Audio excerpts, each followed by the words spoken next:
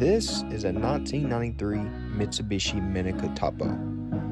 It comes with an inline 4-cylinder engine with 660 cc's with a nice two-tone color.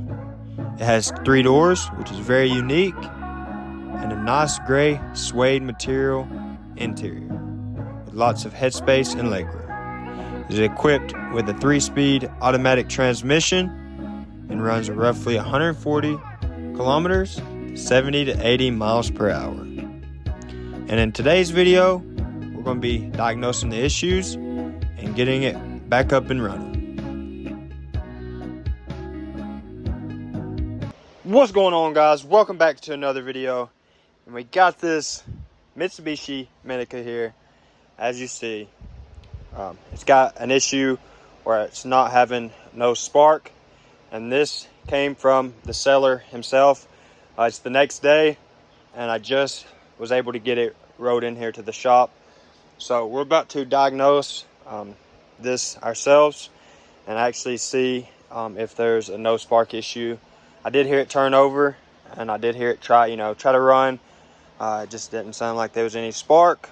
So we're going to pull one of these wires off, pull one of the plugs out, test for spark. I believe I have to hook the cables up to the battery. I believe they drained it out too much trying to start it over. As you see, it does have new NGK plugs. All factory ones come black. They don't ever come with the blue ones. The blue ones are the new NGKs. So those are brand new plugs on there. It does look like the original distributor, but once we pull that off, we'll be able to see if there's any lettering on it from Japan. Swing that thing. Swing it.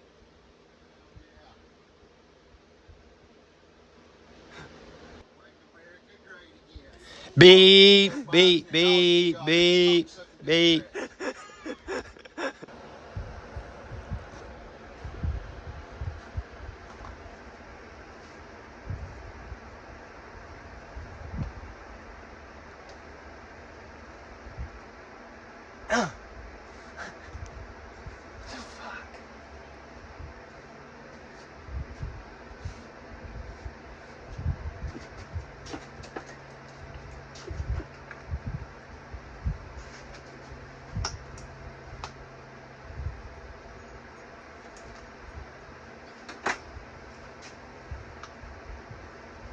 I think Bobo might have lied. I don't think they ever check for spark. Fucking way. Ain't no way.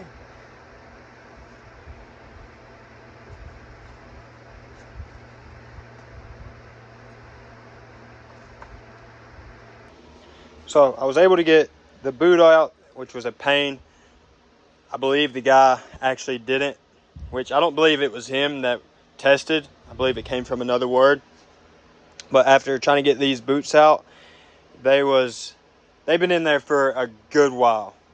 And they wouldn't be that tight in there if they was recently checked.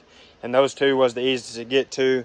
And I know they wouldn't check those out of checking these, because those was, right there. So I don't believe he checked spark, but I was able to get the boot and the plug out. I had to ground down a spark plug socket because for the focus in,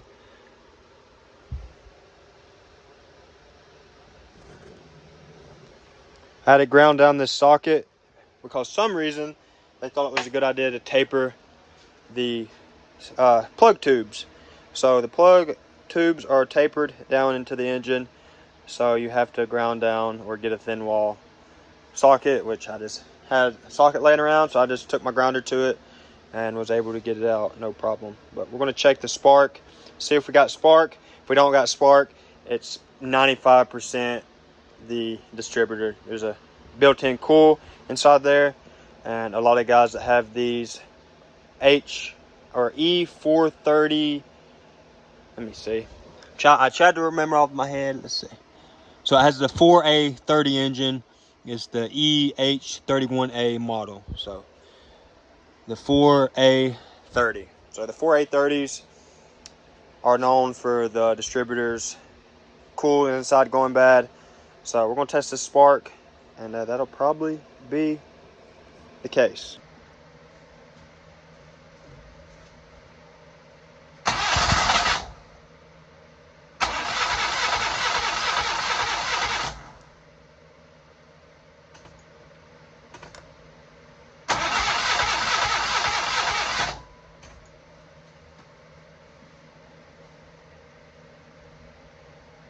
So we do got spark, at least out of this plug that we tested here.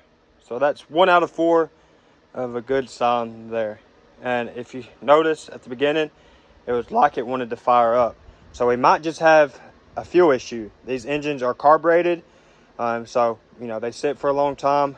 Those carburetors get gummed up, and this is what it'll cause. So I'm gonna try to spray some cleaner down into the intake instead of it to fire up that way.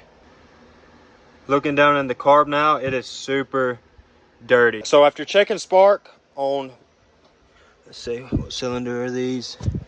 Run these cables back here.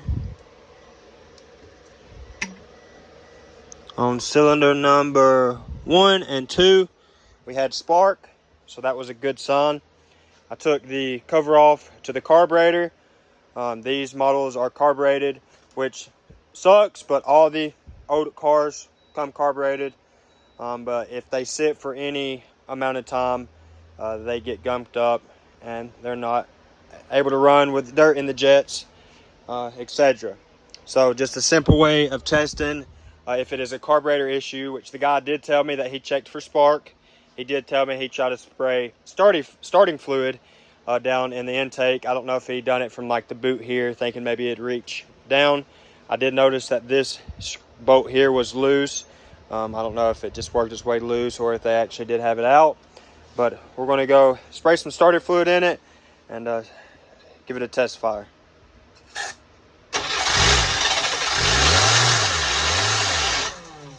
Are you pressing the gas when you do that? Don't.